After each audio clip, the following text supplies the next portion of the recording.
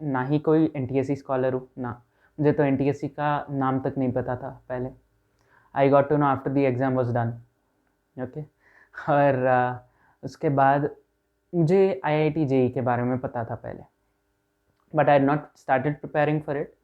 I started preparing in 11th itself. तो 11th में मैंने शुरू किया। अब 11th में स्टार्टिंग में आई यूज़ टू स्कोर ठीक ठाक, बहुत अच्छा नहीं, बहुत ख़राब भी नहीं। बट हाँ, जो भी एडवांस के टेस्ट होते थे ना, उसमें बहुत पैथेटिक स्कोर्स होते थे मेरे। I use to score about 90, 100।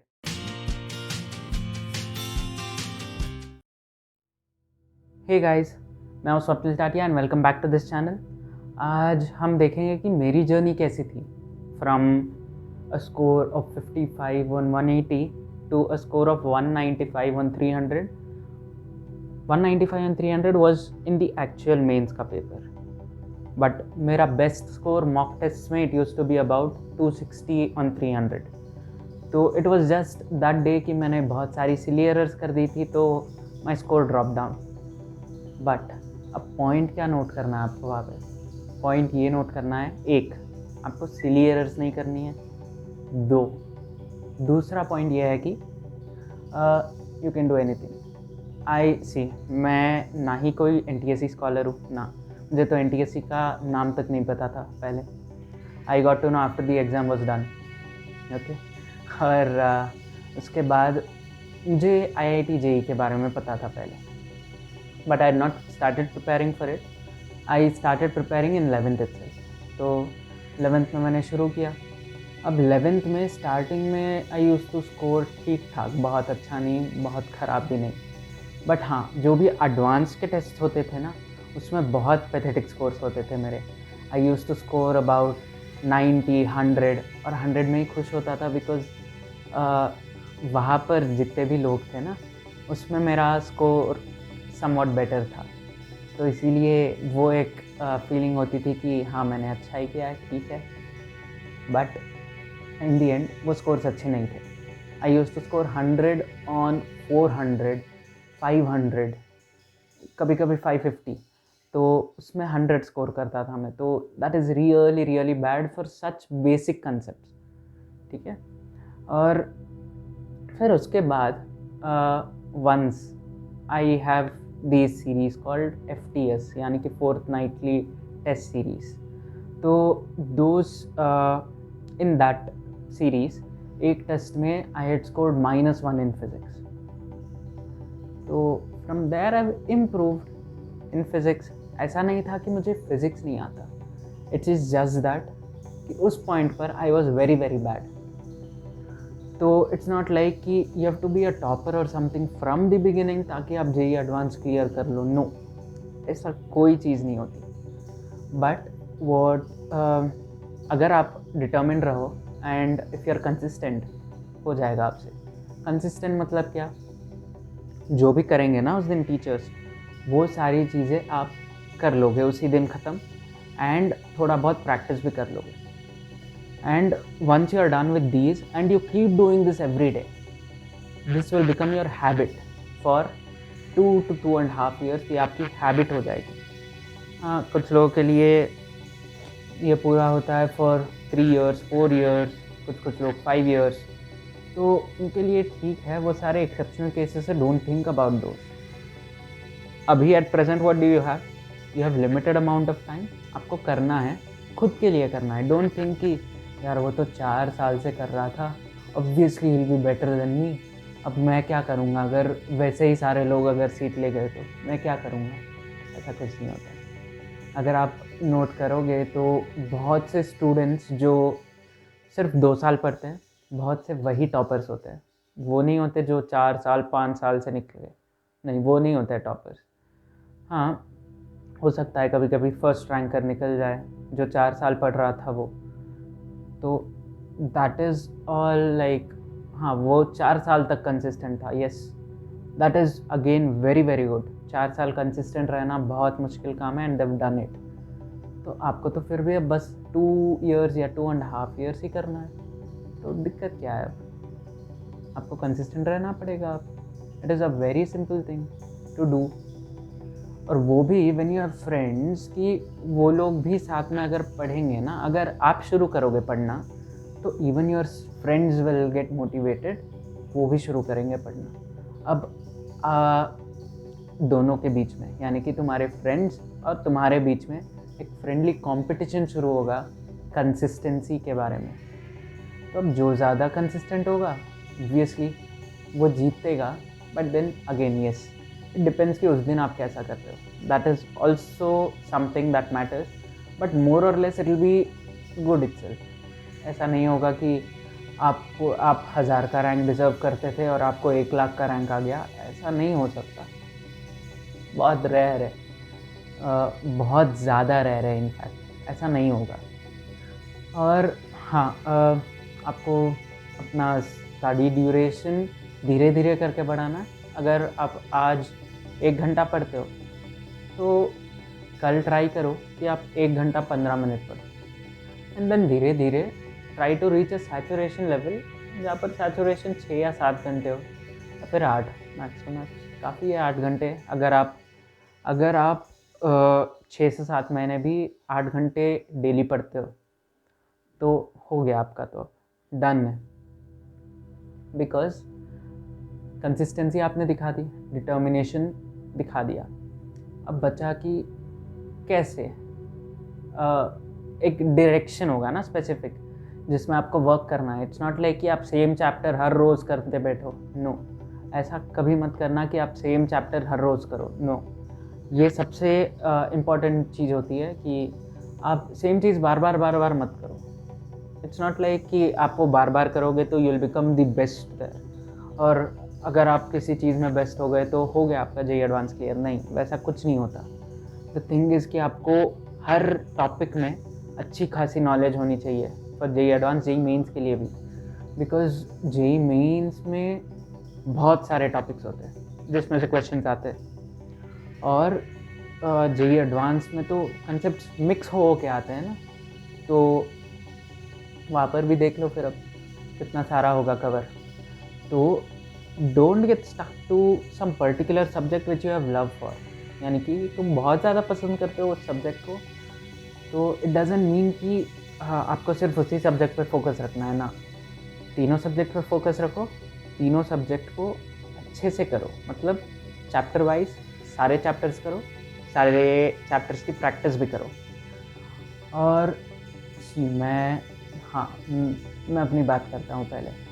तो हुआ क्या था, when I had scored -1 in physics, तो मुझे बहुत बुरा तो लग रहा था उस दिन कि यार ये क्या हो गया। और हाँ, that was the first and last time कि मुझे नेगेटिव मार्क्स आए कभी। उसके पहले और उसके बाद कभी नहीं हुआ ऐसा। बट मेरे स्कोर्स ऑलमोस्ट कंसिस्टेंट टाइप्स रहते थे।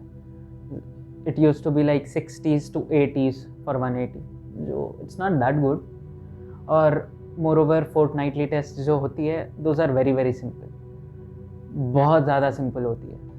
तो for that if I get 60 to 80 it's not good, है ना। आप भी एग्री करते होगे।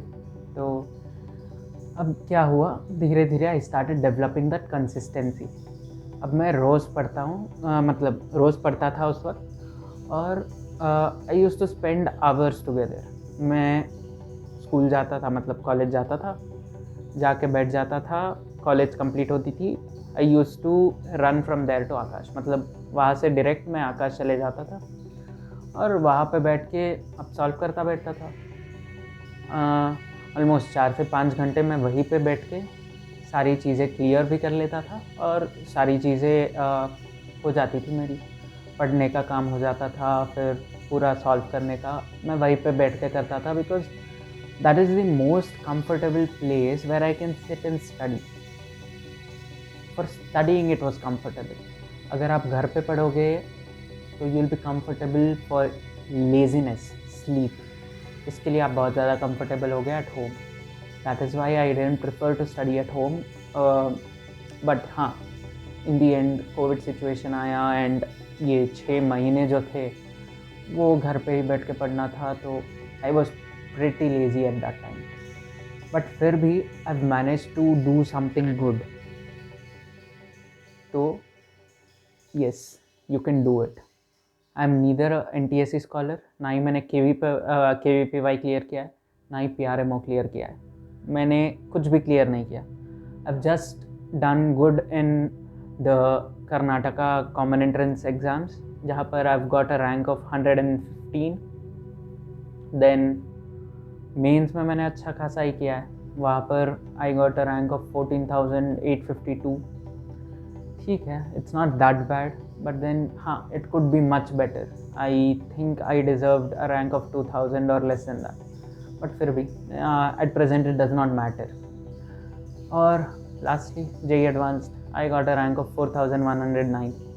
तो अब वापस से देखो, JEE मेंस में मेरा था रैंक ऑफ 14,852 और JEE एडवांस में 4,109। ऐसा क्यों हुआ? वॉज इट बिकॉज कि मैंने JEE मेंस और JEE एडवांस के बीच में बहुत ज़्यादा प्रैक्टिस की? ना, ऐसा कुछ नहीं था। इनफैक्ट मैं और लूजन अप हो गया था आफ्टर JEE मेंस। बहुत ज़्यादा नहीं पढ़ता था मैं JEE मेंस के बाद। बट होता क्या था कि JEE मेंस में ये सेशंस होता है, राइट? कि at present you have 4 sessions and in each session you have 10 to 12 shifts of exams, यानी कि एक सुबह होगा, एक शाम में होगा, फिर सुबह होगा, फिर शाम में होगा, ऐसे 6-7 दिन तक चलता है। तो हुआ ये कि in the attempt when I gave, तो उसमें 2 दिन ऐसा हुआ कि बहुत कम स्कोरिंग बच्चे वालों को बहुत अच्छी परसेंटाइल आई है, और इसीलिए देव गॉट अ हायर स्टेज, मतलब ऊपर की रैंक आई है उनकी, मतलब एक अच्छी रैंक आई है मुझसे। तो इट वॉज जस्ट दैट कि हाँ, at I deserved that position more than them, but नहीं मिला मुझे। तो अब JEE advance was that place कि ऐसे शिफ्ट्स नहीं होते यहाँ पे। तो अगर शिफ्ट्स नहीं होते तो एवरीथिंग इज़ फेयर हियर। अब फेयर तो था, तो इसीलिए मेरा हो गया। और can you see that leap in number of ranks? उतने लोग, सारे लोगों ने दिया है, मतलब जो भी वो पहले 1-2 लैक्स होते हैं ना, जो भी 100 परसेंटाइल से 90 परसेंटाइल तक के होते हैं, वो सारे लोग एलिजिबल होते हैं फॉर राइटिंग JEE एडवांस। और हाँ, ये कट ऑफ डिपेंड करता है एवरी ईयर, बट मोस्टली 90% के आसपास ही रहता है, 90 परसेंटाइल।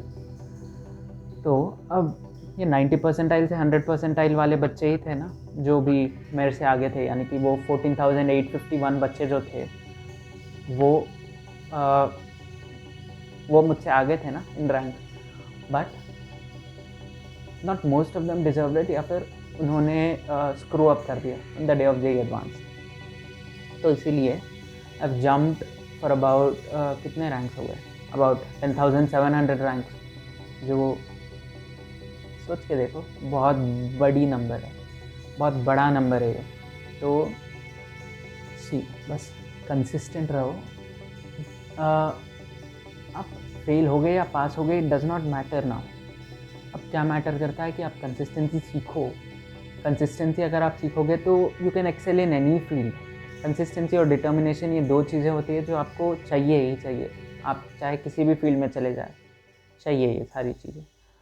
तो हाँ, with this let's end this session. और JEE 2021 वालों के लिए, you guys have just 1 month now, तो चलो become consistent for this last 1 month. This last 1 month of race will get you some very good position, सच में, because all of this ranking ना, ये पूरी ऑल इंडिया होती है।